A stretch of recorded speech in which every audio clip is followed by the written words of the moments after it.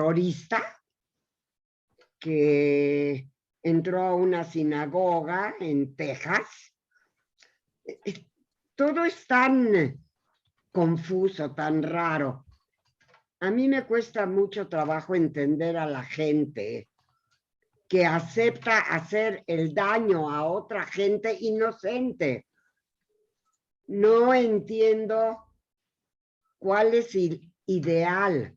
Y claro, ya no me lo va a poder decir porque está muerto. Pero, ¿qué fue lo que lo impulsó al acto terrorista que cometió? Entrar a una sinagoga, amenazar a gentes inocentes que no tienen, pues, nada que ver con todas estas cosas, intereses políticos porque todos son intereses políticos. Y pues da mucha tristeza que haya gente que se deje influenciar por esas ideas. Digo, lo hemos visto en la humanidad constantemente, gente que sigue a un líder y se deja idiotizar por él y comete crímenes que como que no le quedan a una persona normal. Entonces, ¿qué? ¿Todos los terroristas son anormales? ¿O son gente que fueron verdaderamente envenenados mentalmente para cometer estos crímenes? A mí me cuesta mucho trabajo entender los actos terroristas que afectan y lastiman a gente absolutamente inocente. Digo, el que se metió allí a la sinagoga, no sé cuánta gente habría, si había poca, si había mucho, no sé, pero él no podía saber quiénes estaban en la sinagoga. A lo mejor había niños.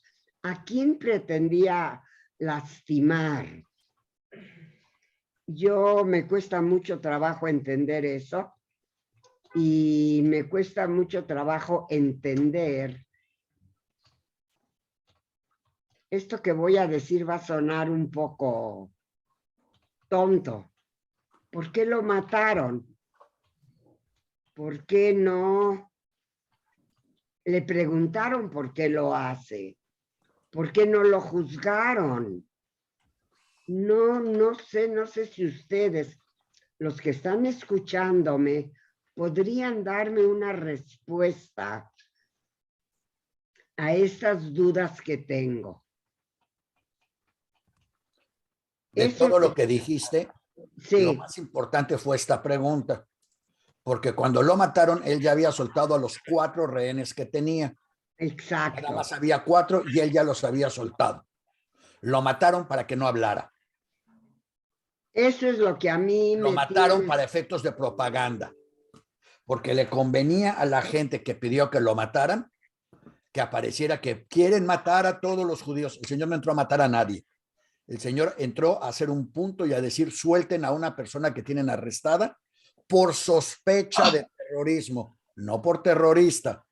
Una doctora neurobióloga recibida su PhD de Brandeis University, arrestada como posible aparente terrorista por un gobierno americano al que cualquier árabe es terrorista o es posible terrorista.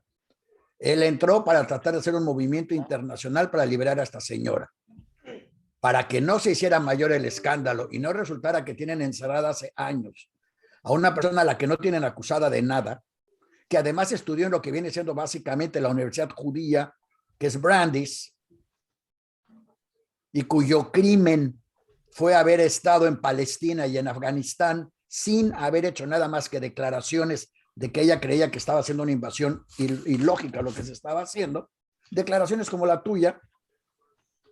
En cuanto soltó a los rehenes, lo mataron y así el FBI hace creer que ellos rescataron a nadie, porque no rescataron a nadie, porque el Señor lo soltó después de haber hecho su punto.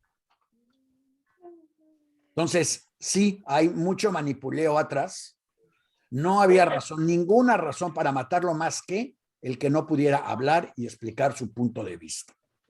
El tipo es musulmán, creo, pero de nacionalidad inglesa.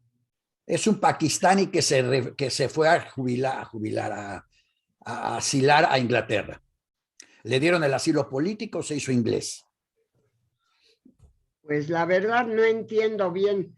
Creo que nunca vamos a saber exactamente qué fue lo que... Buen provecho.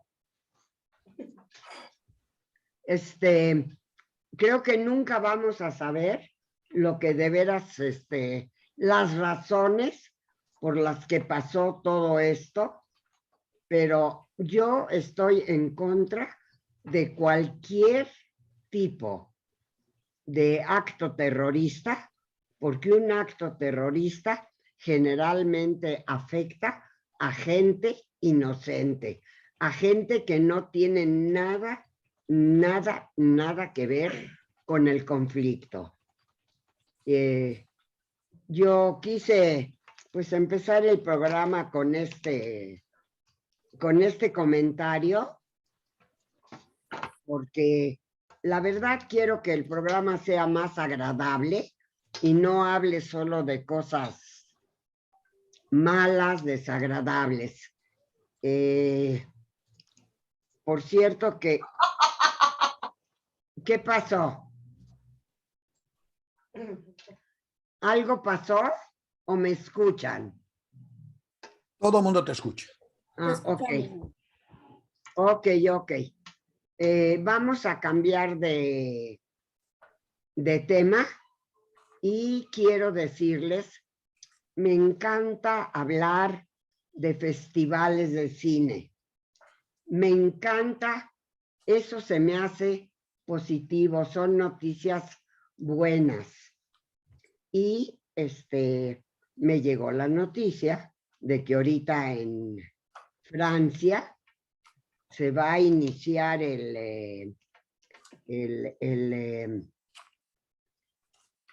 una serie, va a empezar. El Festival de Cine Judío de Francia, mamá. Exacto, el Festival de Cine Judío de Francia, y le pedí a mi especialista en cine, al maestro Juan Ricardo Kojuk, mi sobrino adorado, que nos haga el favor de explicarnos exactamente qué es este festival, cada cuándo se hace, bla, bla, bla, bla, bla. Y le pedí que por favor pues participara en lo que ya se convirtió en nuestro programa, porque me aprovecho de él cada semana para que haga algún comentario, para que diga qué es lo que pasa en el mundo del cine. Juan Ricardo, ¿me estás escuchando? Claro que sí, aquí estoy listo para empezar. Ok, te doy la palabra y explícanos en qué consiste este festival. ¿Es un festival popular? ¿Se hace seguido?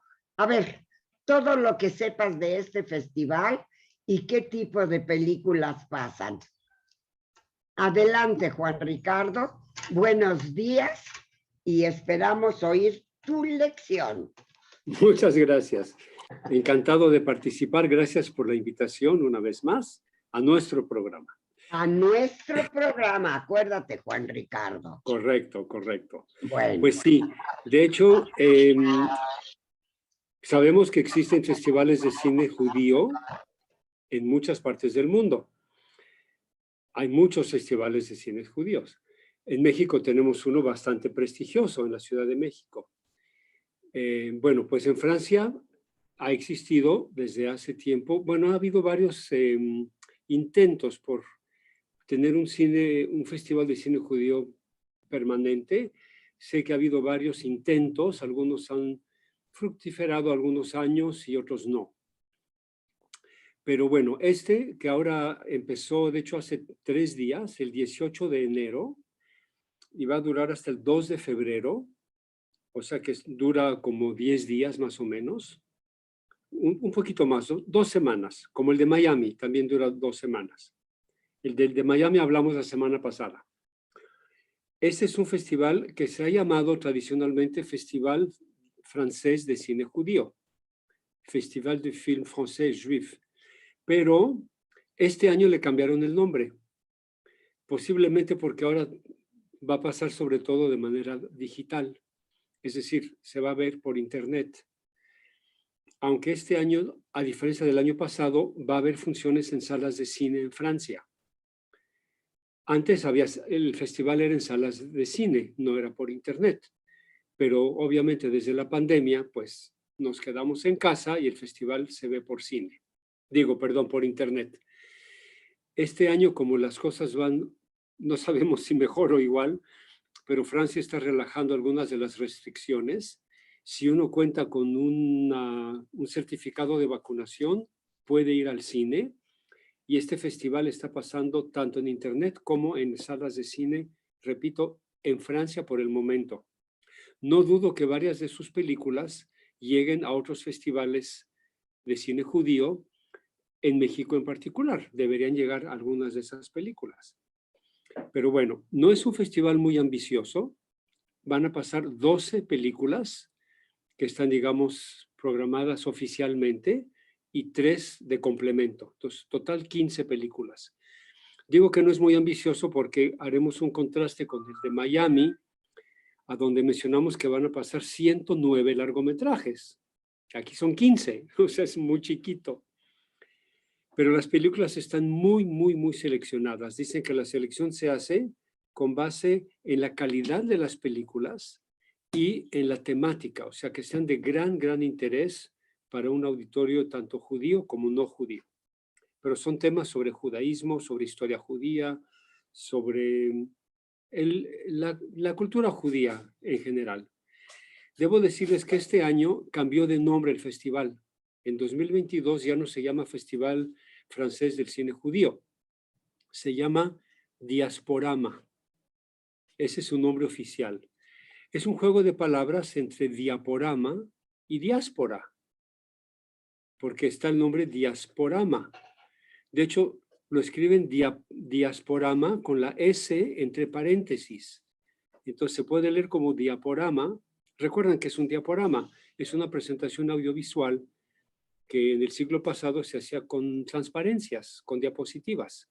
Se ponían varios proyectores de diapositivas y se hacía un show con mucha movilidad, con un montaje extraordinario. El montaje es clave en un diaporama y era un muy, muy bonito, una buena manera de hacer un espectáculo audiovisual. Entonces, diaporama quedó como presentación audiovisual.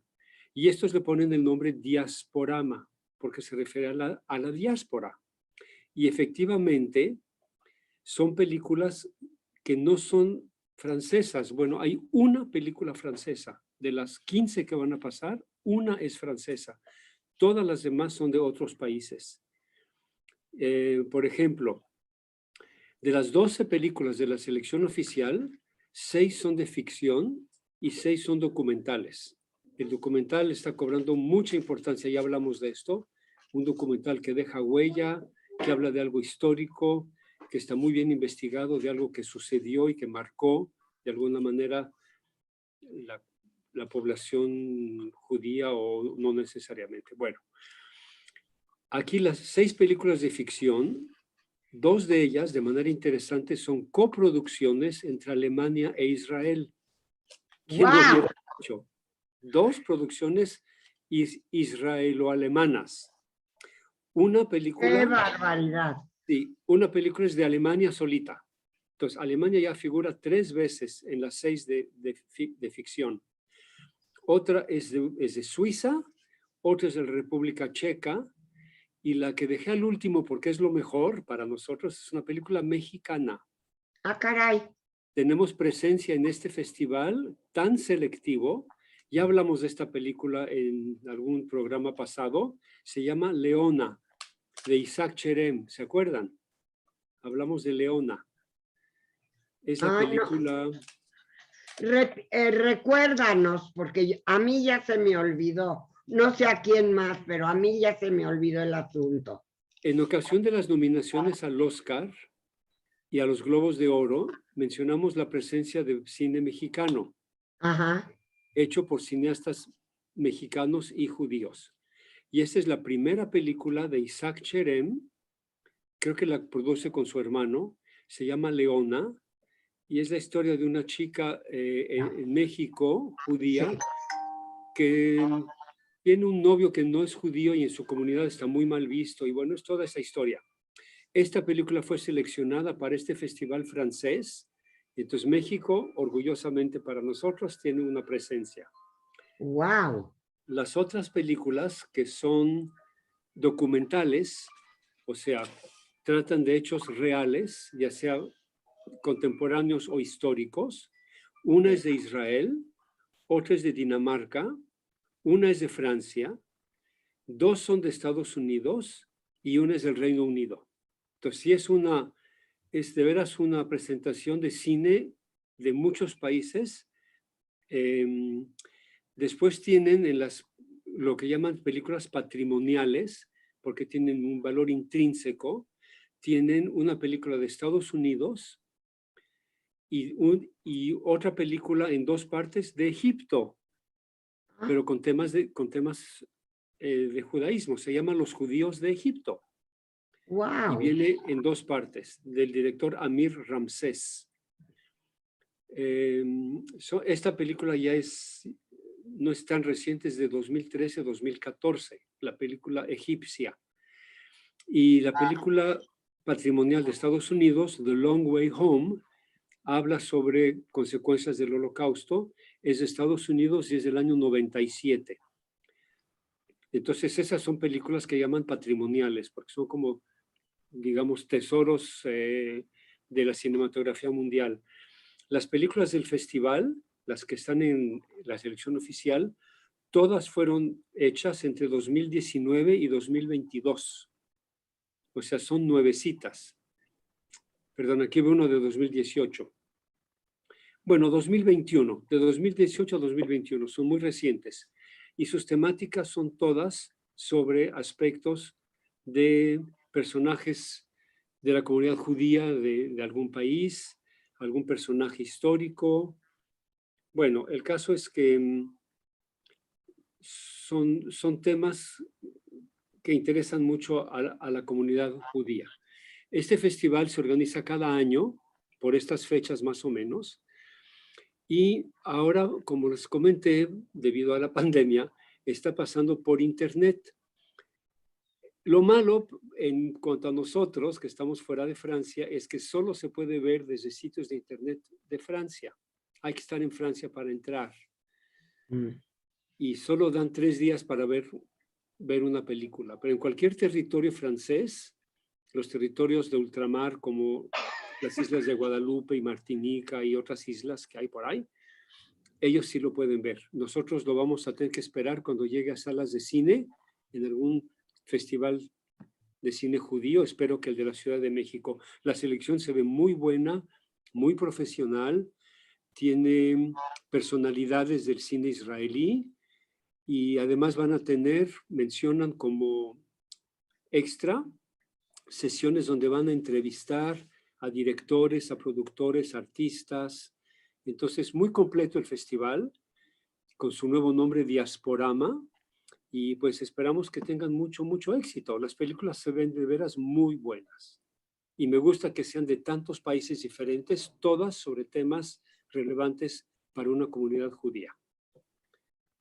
Pues Juan Ricardo, de veras, yo te agradezco mucho todo esto que nos platicaste.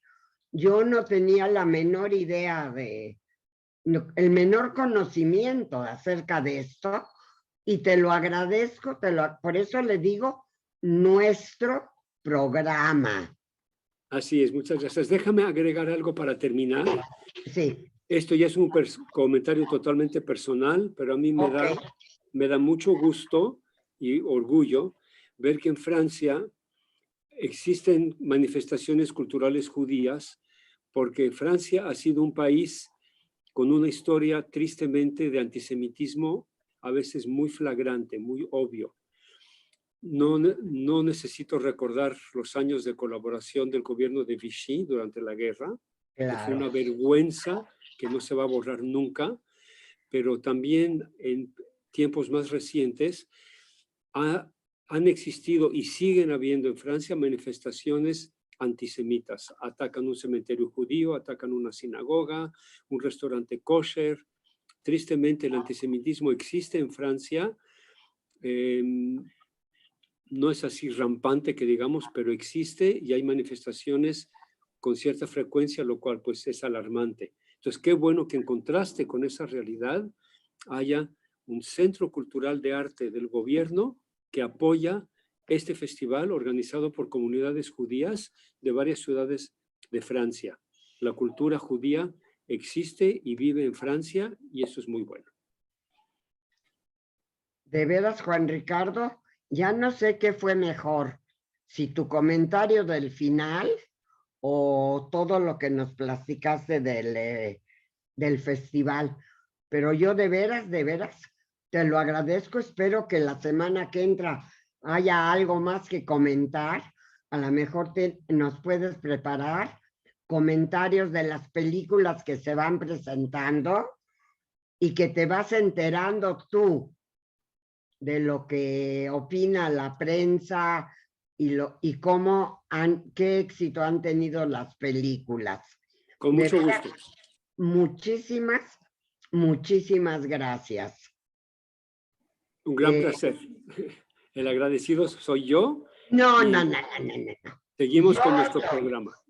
Ok, seguimos con nuestro programa, Juan Ricardo, y sígueme apoyando, por favor, ¿eh? Claro que sí.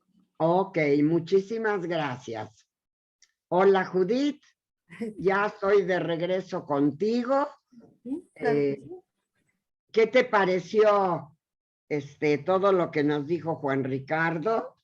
Muy interesante todo. Lástima que no podamos ver las películas aquí en México, pero muy interesante el conocer sobre el cine y sobre las películas que se están mostrando en este festival, como lo ha hecho con otros festivales también, que nos ha estado recomendando, haciendo recomendaciones muy interesantes de películas. Gracias Juan Ricardo. Ok, mira, Judith, no sé qué otro tema teníamos ahí pendiente que íbamos a platicar. ¿Hay alguien que quiera hablar, alguna cosa? Vamos a retomar el tema de Francia.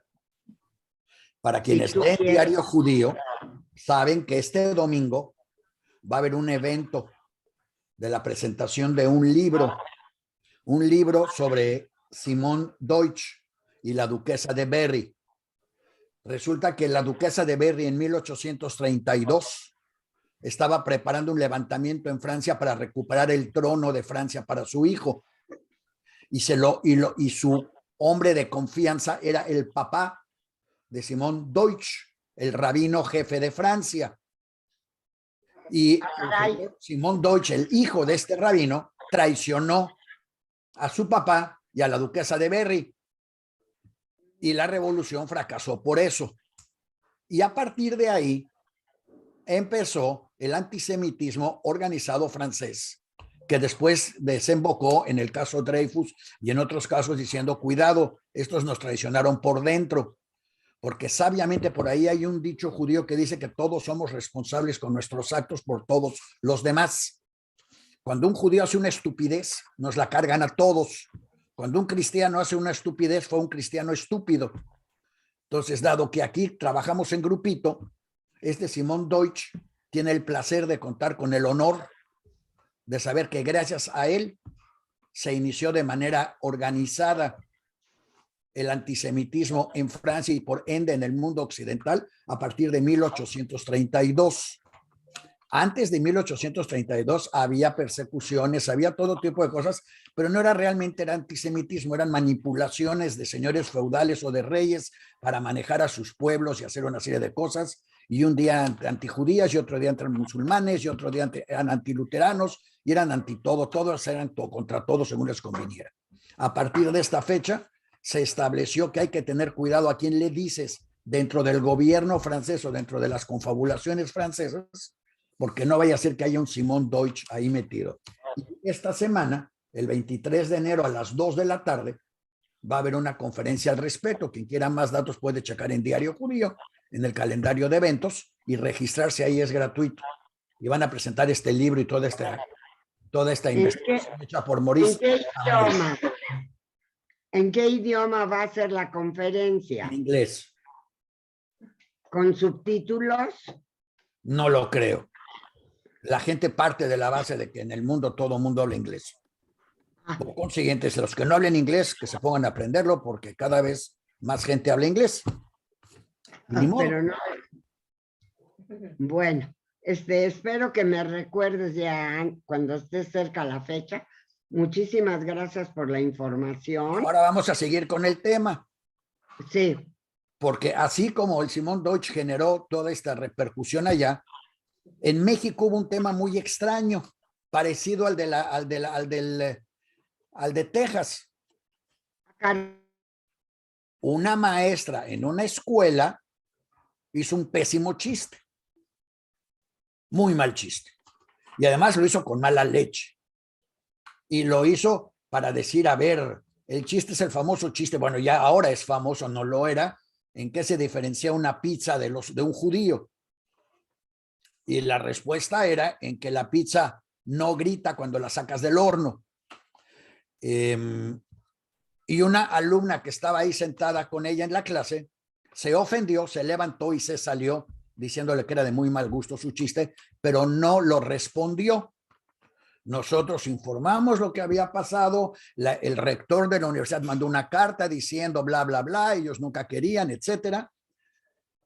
Comité Central se metió a ser parte del ruido y de pronto resulta que corrieron a la maestra por el chiste o el mal chiste. Pero nadie le contestó ni nadie nada. Yo creo que aquí hay respondiendo a la misma pregunta, ¿por qué mataron al otro? Es por qué mataron prácticamente, ¿por qué corrieron a la maestra? No la debieron haber corrido.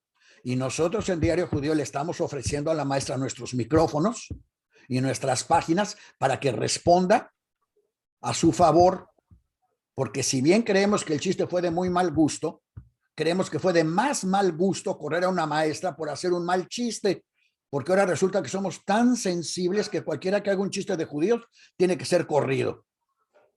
Y eso me parece muy mal. En realidad lo que debió haber pasado es que alguien se debió haber parado ahí y haberle educado a la maestra y haberle dicho a la maestra, mire maestra, la diferencia entre una pizza y un judío no es solo el horno. Lo que usted debe de entender es qué eran esos hornos, porque la gente no lo entiende y cada vez lo entiende menos. Al mismo tiempo que los alemanes masacraron 16 millones de personas en campos de exterminio, los rusos mataron a 20 millones y los chinos a 30. No es una cantidad de números, es una cuestión de forma. Los alemanes, antes de quemar cualquier cuerpo, fuera de quien fuera, lo destajaban. Lo abrían ahí en los crematorios para quitarle los dientes o para quitarle cualquier cosa de valor que el cuerpo pudiera tener y no perder ninguna posibilidad de comercialización de sus víctimas. Ni los chinos, ni los rusos, ni nadie lo ha hecho, ni lo hizo antes, ni lo hizo después. Pero para que esta maestra entienda con más claridad lo que implica el holocausto, debería de saber primero que el holocausto se relaciona con los judíos porque somos más gritones. Eso es cierto, porque escribimos más libros, pero los gitanos porcentualmente mataron a más gitanos que a judíos. Y a cuanto mexicanos se encontraron en el camino y latinoamericanos arrasaron con él. Y para que no le quedara dudas a esta maestra y entendiera lo que dijo, ella debería de saber que en Auschwitz había 2 campos más, campos externos, uno Canadá y otro México.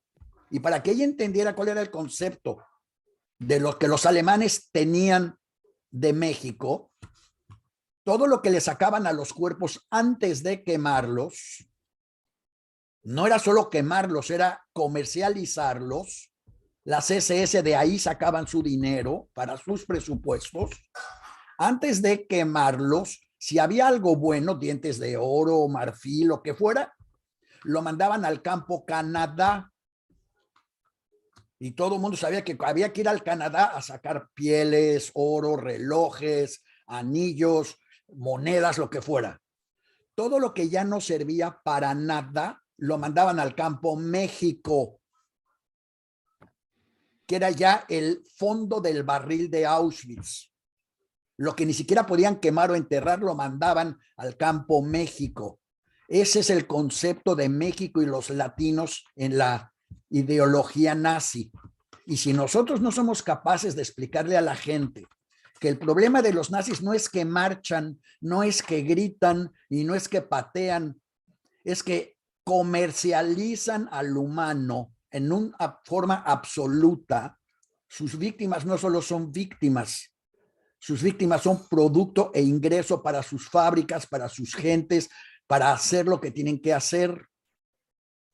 Es como si fueran, bueno, no vamos a meter en política actual, pero esos son ellos. Y esta maestra no debería de ser corrida, porque al ser corrida lo que va a salir a decir es, oh, estos judíos, nada más porque hice un chiste, ya me corrieron. Ya sabes, estos judíos tienen el poder de todo y no tenemos ningún poder de nada.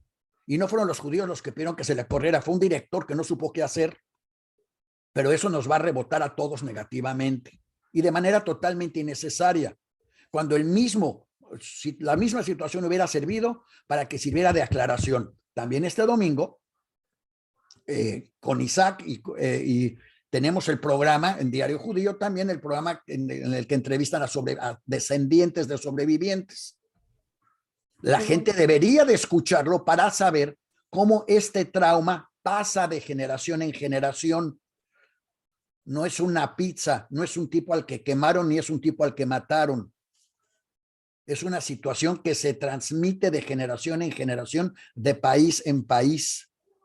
Y si la gente pudiéramos explicarle a la gente el concepto de todo esto, podría entender hasta qué grado nos afecta hoy, cuando hoy todo el mundo está hablando del genocidio que se está llevando en China, y probablemente de todos los que estamos ahorita aquí en el programa, yo creo que ninguno de nosotros ha oído hablar de los uigures. Y los están matando en campos de exterminio en China. Y se está hablando de boicotear las Olimpiadas porque está pasando en China lo mismo que estaba pasando en Alemania. Si esta maestra, si sus alumnos entendieran, sabrían que está dando vuelta el reloj y que todos estos gobiernos populistas en todo el mundo, desde Argentina hasta Estados Unidos, y de hablar de Europa y de Hungría y Polonia, están haciendo exactamente lo mismo que hacían en los años 30. Y entonces a lo mejor estarían como los judíos, tratando de gritar y de advertirle a la gente que ahí viene otra vez una repetición. Rusia con Estados Unidos están en la frontera de Ucrania haciendo lo mismo que hizo Alemania con Rusia en 1939. Los chinos están haciendo en sus campos de exterminio lo mismo que los alemanes estaban haciendo en Dachau antes de las mismas Olimpiadas. Trump está levantando aquí a la gente con todos sus rollos en contra de la democracia, exactamente igual que lo hizo Hitler en su momento en contra de la democracia alemana, con la única diferencia de que hasta el momento, por lo menos, pero no por mucho tiempo, yo creo, las instituciones democráticas de Estados Unidos se han podido sostener porque la democracia tiene un poco más de años que las que tenía en Alemania. Pero igual van a perder las próximas elecciones. Esto es una repetición. Y en vez de estar diciendo, vean lo que pasó, deberíamos decir, entiendan lo que pasó y por qué se puede repetir. Y por eso, insisto, la maestra está invitada a presentarse aquí y a escribir con nosotros para explicar por qué se le ocurrió hacer un chiste tan malo. Yo lo entiendo muy bien, yo siempre hago ese tipo de comentarios, todos los que me conocen lo saben. Tengo la habilidad de decir lo más equivocado en el momento más incorrecto. Ella ya lo hizo también, ella me ganó. Pero no es el primer chiste que oigo del Holocausto, ni va a ser el último. Y si cada vez que alguien haga un chiste del Holocausto nos vamos a desgarrar la ropa y vamos a hacer un tango, solo estamos demostrando nuestra ignorancia y nuestro manejo a nivel de sensibilidad de lo que no podemos manejar a nivel de intelectualidad. Y creo que es un tema que todos deberían de pensar. El Holocausto no es algo sensibilero, el Holocausto es algo intelectual que hay que saber manejar y poder evitar otra vez. porque no solo de los judíos nos pasó, a todo el mundo y le costó 50 millones de gentes a todo el planeta, que ni cuenta se dieron porque ya estamos de regreso. Pero de esos 50 millones todos eran sobrinos o tíos de alguien, o mamás o papás o hijos. Y no vaya siendo que los próximos sean nuestros. En fin, ese era el comentario que quería yo hacer así, tangencial, aprovechando el tema de Texas. En Texas trataron de evitar lo mismo, que el señor hablara para no tener que explicar por qué hay gente en las cárceles, porque se ve musulmana o porque es musulmana. Digo, porque es obvio, casi es obvio, que una maestra en bioneurología, graduada de Brandeis, no es una terrorista. Puede tener simpatías pro-palestinas, eso no es un crimen. Muchos las tienen y con justa razón. Pero eso no es para que la arresten y la tengan encerrada, ni para que maten al otro que quiere llamar la atención hacia ella. Todas las señales en todos lados señalan a una repetición de los años 30. Y la pregunta es si esta vez vamos a tener la capacidad de evitar el 1939 o si vamos a caer otra vez en lo mismo. Entonces, ahí se los dejo. Ayer Biden dijo que ya lo corrigió hoy, pero ayer dijo que, bueno, si los rusos solo invaden un pedacito de Ucrania, nadie se va a molestar. Y luego lo corrijo, dijo, no, ningún pedacito, me equivoqué. Pero fue lo mismo que dijeron los rusos. Si Alemania se queda con la mitad de Polonia, no hay problema, yo me quedo con la otra mitad, y así empezó la guerra. Así que bueno, ahí se los dejo, ya que querían hablar del tema de Texas, del tema holocausto, del tema de los chistes. Y Daniel, nada más voy a estar en contra de varios puntitos que dijiste. Uno, no puedes comparar para nada lo sucedido en Texas con esto. A la maestra no se le mató, no se le cayó. O sea, te puede hablar y puede expresar todo, pero no es comparativo, no es esto. Dos, lo de Texas sí hay varias de estas. No lo soltó, escaparon de alguna manera. Se ven los de estos, se ve en el video. Hay un video donde se ve que el cuate sale a disparar a cuando están huyendo y se ve cuando dispara. Entonces, te da un significado de por qué le dispararon, pero no importa. Hay varias cosas y las teorías conspiracionales son interesantes. No tiene nada que ver la maestra, que como tú dices, no es un acto antisemita a mi punto de ver, es un acto, no quiero decir tonto, de no saber qué y que se hizo curioso y todo, y donde además, algunos se dieron cuenta o no, cuando va a contar el chiste, empieza a contar el chiste y le pregunta a alguien de nombre Isaac, que no es judío, hasta donde tenemos entendido, ¿qué opina del chiste? Lo cual demuestra que es una estúpida, pero si matamos... ¿Cuál es la respuesta al chiste? Quitamos de sus empleos a todos los estúpidos, a lo mejor varios países. Espérame, Daniel. Espérame. Está bien. Espérame. Bueno, el chiste, la idea es que la maestra, o sea, fue como que, a ver, se me hace chistoso y se lo voy a preguntar a los judíos, además, entonces lo pregunta a esta. Y luego el problema es que hasta más, luego lo trata de justificar como diciendo todo, si no es tan grave, creo que ahí está uno de los principales problemas de ella, tratar de banalizar y hacer que no es un chiste tan grave, o el tema no es tan grave. Estoy de acuerdo contigo en que probablemente a lo mejor no había que correrla, sino aprovechar y educar.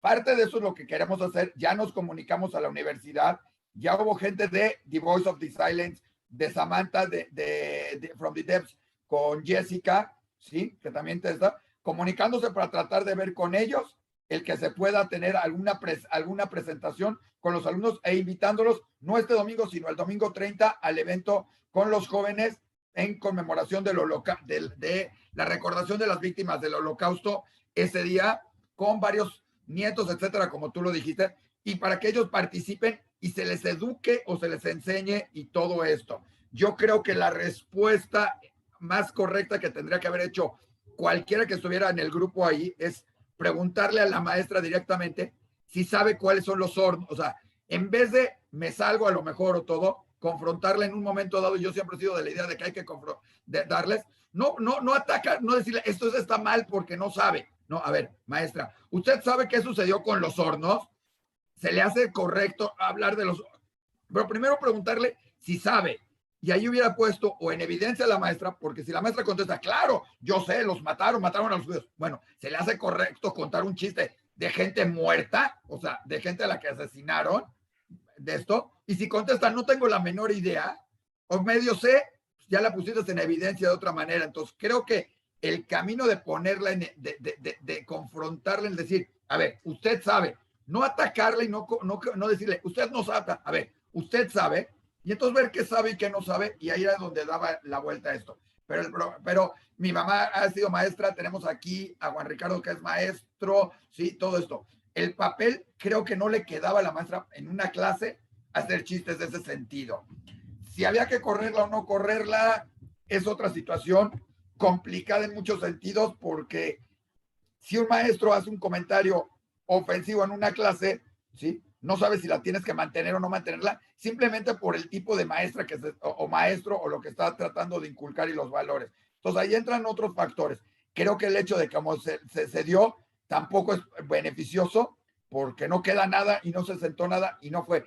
Como alguien puso, o sea, curiosamente en Twitter, alguien acusó duramente de haberla corrido. Dijo, qué bueno, muy mal el chiste, muy mala la actitud, todo. Pero justamente puso, y un comentario medio antisemita pone por ahí, ¿sí? Estos, o sea, no por eso, sino de los judíos en general, y pone, lo interesante tenía que haber sido educar y aprovechar esta oportunidad para educar sobre el holocausto. O sea, entonces, hay de todo en esto, y es mi punto de vista en ese sentido, pero no puedes comparar una situación con la otra. No puedes comparar una situación de un cuate que entra con una pistola, por la situación que sea, y toma rehenes, a un chiste tarugo. O sea, el secuestrador puede haber sido un tarugo por entrar, y por saber y por estar buscando lo que quisiera. Regresando no al tema de Francia, una con otra. Lo puedo comparar porque regresando al tema de Francia, hubo por ahí un señor Voltaire que dijo que su mejor arma y la mejor arma para la revolución era la pluma.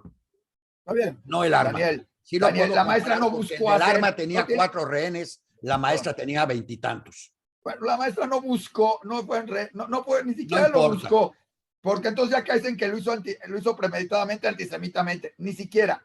Su chiste fue, ay, está buenísimo, está padre. Ayer me lo contaron como cuando te cuentan un chiste de gallegos, de negros, perdón, de gente de color, de personas, de la esposa, de mujeres, ¿sí? O de todo eso. Entonces, cuando cuentas un chiste de mujeres, puede ser miso. Entonces, ahora los chistes tienen que ser diferentes, o en qué contexto o cómo. O sea, yo recuerdo en alguna ocasión, ¿sí? Con Facundo Cabral, ¿sí? Él tenía en su show un chiste muy parecido a este, ¿sí? Muy parecido. Y cuando acabó lo confrontamos y le dijimos, digo, ay, es un chiste. Porque eso, no nos salimos de su espectáculo en una peña en esas épocas, pero lo confrontamos y dijimos, tú sabes qué le pasó y a ti te hubiera tocado, ¿no? Entonces, es diferente, pero es la misma. Ojo, Facundo Cabral de ese entonces a hoy no pasó nada. Hoy las redes sociales también son mucho más... Ok, tienes razón. Ahora dejemos que los demás hablen. Ya. Vale. ¿Me oyen? Sí, claro, Maya. Esto se convirtió en una plática entre Isaac y Daniel, y yo me perdí en el asunto, pero creo, es mi opinión, que cada vez que alguien expresa ideas de odio hacia otros, es malo, es negativo. Yo siento que el respeto mutuo entre los seres humanos es sumamente importante, y el ofender a personas por su color o por su tamaño, por lo que sea, no debe de ser. Yo les agradezco muchísimo a mis hijos que hayan participado tan activamente en el programa de hoy, pero siento que exageramos un poquito. Estoy en contra de cualquier ataque a otro ser humano por su color, por algo que él no puede evitar. Entiendo que se critique a alguien que habla en contra de otro, nada más porque sí. No es bueno. Yo agradecería mucho que alguien, si alguien quiere dar su opinión, Yo sí quiero. Dime si alguien está Sí. pidiendo la palabra. Adriana está pidiendo la palabra. A ver, por favor. Adelante, Adriana. Sí, y yo nada más quiero comentar, estoy, la verdad, al 100% con Daniel. Me parece muy inteligente su propuesta. Me parece, no la había escuchado nunca antes cuando se habla del holocausto y me parece súper inteligente. Él, si no lo entendí bien, Daniel, por favor. No, si te parece súper inteligente, lo entendiste muy bien. Que yo siento que lo que él nos está proponiendo es la cuestión sensible, es indudable que nos ofende. Es indudable que las groserías tocan nuestra sensibilidad y nos cae muy gordo, ¿no? Es más, ofende, lastima, etcétera. Pero él está proponiendo que vayamos un nivel tantito más arriba, que utilicemos la inteligencia y demostremos que ese es nuestro objetivo, no la sensibilidad del asunto que ya de por sí molesta, sino él está proponiendo que vayamos más al intelecto de por qué la maestra hace eso, por qué la maestra, no sé, es tan ignorante, etcétera, etcétera, ¿no? Pero no quedarnos clavados en la sensibilería, dijo él, que me parece muy inteligente, que esa es obvia, que nos molesta y que nos lastima. Pero tenemos o debemos como seres humanos ir un poquito más arriba, en un nivel más maduro, más intelectual, que estar diciendo que nos ha dolido y que nos duele un chiste de esa estupidez, ¿no? Y no terminarlo así, como que estamos muy ofendidos porque su chistecito, ¿no? Sino llevarlo a otro nivel más arriba. Yo estoy contigo, Daniel, me encanta tu punto de vista, creo que no es fácil llegar, pero pues ojalá y que nos quede una astillita que nos invite a cada vez que existe un enfrentamiento de estos, utilicemos ese intelecto, ¿no? Que no nos veamos tan sensibles, tan ay, es un chiste, hombre, ¿qué te pasa? ¿No? Y pues, gracias, Daniel. No, gracias. Dale las gracias por apoyarte. Yo también te apoyo. Miren, tiene que haber una reacción a esas posiciones. Si no hay reacción cuando se está atacando a alguien, vamos a repetir la historia. Creo que debemos de hablar constantemente del respeto mutuo. Es sumamente importante el respeto mutuo. Yo les suplico verdaderamente, recuerden, cuando vean cometer una injusticia, deténganlo, como puedan, pero deténganlo, porque de allí se pueden ir agravando las cosas. ¿Alguien más que quiera comentar? Yo quiero hacer un par de comentarios. Sí.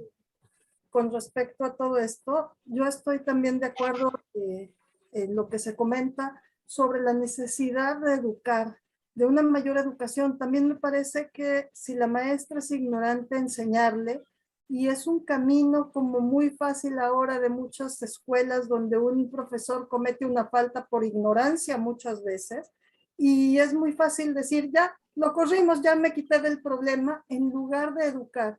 No estamos haciendo nada como instituciones si se corre a la persona en lugar de educar. Y no nada más de ese profe, sino a todos los demás que puedan estar en la escuela, que pueden estar cometiendo los mismos errores por ignorancia.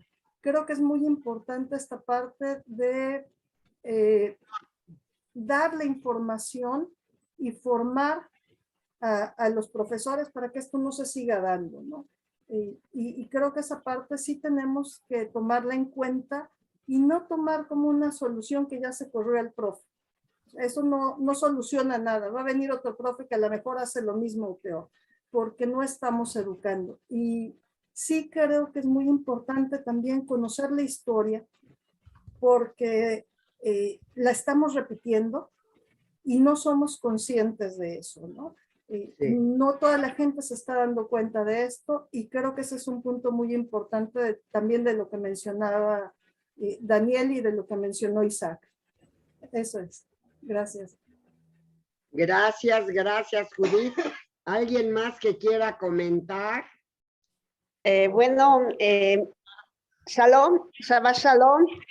Shabbat Mi nombre shalom. es Ana Sánchez. Escuchando las noticias desde la semana pasada acerca del atentado que hubo en Estados Unidos, pues es reprobable, ¿verdad? Porque seguimos viendo ese odio contra la comunidad judía, pero la confianza pues siempre hay que ponerla en el Señor y estar muy alertas y despiertos, ¿verdad? Pues es mi comentario y rogándole al Señor, pues los cuide mucho, que hay quien pide también por el pueblo de Israel, esperemos que sea escuchado también, ¿verdad? Y bueno, Shabbat Shalom, que estén bien. Gracias. Muchísimas gracias por su comentario. Yo espero, si hay un Dios allá arriba, que se ocupe absolutamente de todos, de los rojos, de los blancos, de los amarillos, de los verdes, de todos, toda la humanidad y todo el planeta, porque yo veo que las cosas, a lo mejor es la cuestión de la pandemia, pero de veras estoy cayendo en una negación tremenda y siento que estamos verdaderamente en un momento muy difícil de la historia de la humanidad. Yo espero que eso de la pandemia pase rápidamente o haya alguna luz al final del corredor. Por lo pronto, yo personalmente estoy muy decaída y espero, no se va a solucionar rápido, pero sí que veamos una luz de esperanza en el futuro. ¿Alguien más quiere comentar? No me quiero ir. No me quiero ir así con nada negativo. Espero verdaderamente que para la semana que entra tengamos más luz en el camino, tengamos por lo pronto, creo que fue un programa interesante y espero que nos acompañen la semana que entra. Yo personalmente me siento medio rara hoy, pero espero estar perfectamente bien para la semana que entra. ¿Alguien más quiere despedirse? ¿Quiere tomar la palabra? Sí. A ver. Antes de terminar, quiero unirme yo también a agradecer a Daniel y a Isaac, a felicitarlos por su explicación. Creo que Daniel habló muy bien, fue casi una lección, una clase, y creo que tiene muchísima razón. Me gustó el comentario de Isaac también, les agradezco a los dos, creo que las posiciones son muy válidas y quiero relatarles muy rápidamente una anécdota personal. Una vez en el campus donde yo era profesor, vi a un alumno que tenía una playera con una enorme cruz gamada, con una swástica en el pecho. Se me hizo ya horrible, para empezar, que vendieran esas playeras, pero que un joven universitario ostente el símbolo nazi por excelencia, la swástica, y yo estaba horrorizado de ver eso. Entonces me acerqué a este joven, tendría unos 17, 18 años, y le dije, ¿sabes qué representa lo que traes puesto en tu playera, ese símbolo? Y me dijo, no sé qué tiene que ver algo con algo de la guerra o algo, pero pues a mí se me hace bonito. Tenía una ignorancia total de la Segunda Guerra Mundial, del Holocausto, no tenía idea. Entonces, él no fue por odio a la comunidad judía, no fue por odio, fue ni siquiera por estupidez, por ignorancia. Por ignorancia. Ignorancia absoluta. Era un joven que no tenía ninguna educación, nunca había leído, no sabía historia. Entonces, le quitó unos minutos de su tiempo y le expliqué, le dije, este símbolo representa al partido nazi. Has oído hablar de los nazis. Entonces, en unos minutos, porque no teníamos mucho tiempo, le dije a qué se refería. Y entendió, yo se lo dije en tono firme, bastante molesto con él, más por su ignorancia que por su estupidez. Y cuando entendió mi punto de vista, se disculpó y le dije, no te quiero volver a ver con esa playera. Te la vuelves a poner y estás ofendiendo a toda una comunidad, a toda la humanidad. Es una ofensa. A toda la humanidad. Toda la humanidad. Entonces, toma conciencia de esto y pues piensa lo que haces y de nuevo es cuestión de educar. Entonces el chico se sintió mal, se sintió pues que se había cometido un error involuntariamente y pues sí, se sintió mal y lo poquito que le pude decir le sirvió cuando menos para poner en contexto. No volvió a usar esa playera, por supuesto. Sí le dije que si lo volvió a ver con eso, ya en conocimiento de causa, iba a haber consecuencias, porque era una ofensa, era un insulto que no era soportable, que no era tolerable. Y entonces, pues entendió. Entonces es cierto, el mejor camino no es decirte corro del campus, es darle a entender por qué su acto, por qué usar esa playera era una absoluta ofensa, que de su parte había sido involuntaria. Pero buena oportunidad para darle una pequeña lección. Muy buena tu actitud. ¿Alguien más? Muy, de veras, te felicito por cómo reaccionaste y cómo le explicaste. Espero que se haya después ido a saber más de lo que pasó en la Segunda Guerra Mundial. Y creo que en las escuelas, en las universidades, en todo, se debería de enseñar y recalcar y de veras explicar muy bien a lo que pueden llegar las ideas racistas. ¿Alguien más? Quiero poner bien claro, no hay una raza superior. Todos somos seres humanos. La diferencia está en la educación que recibimos y en cómo reaccionamos a las ideas, sobre todo de eso de superioridad. No hay gentes superiores. Todos los niños se hacen y nacen igual. Todos los seres humanos nos hacen y nacemos igual. La diferencia está en cómo somos educados. Y cuando el poder, el querer ser poderosos, gana, pues hacemos mucho daño. ¿Alguien más? Yo quisiera recordar, porque ya lo había dicho en programas anteriores, Sí. que en francés la palabra educar se dice elevar. Entonces, eleva del nivel de ignorancia al nivel de conocimiento. Y esto es básico. Estoy de acuerdo. Es sumamente importante el mensaje que mandamos. ¿Alguien más? Yo voy a agregar que educar viene del latín educare, que es sacar hacia afuera, hacer que el interior tenga contacto con el exterior y se instruya. Educar es sacar lo que tenemos dentro hacia afuera para tomar conciencia y contacto con el mundo exterior. Educar es llevarlo dentro hacia afuera para aprender y asimilarlo, para asimilar lo que hay allá afuera. Sacar de uno mismo, de su ignorancia, a la persona. Pero además de la ignorancia, enseñar la diferencia entre el bien y el mal.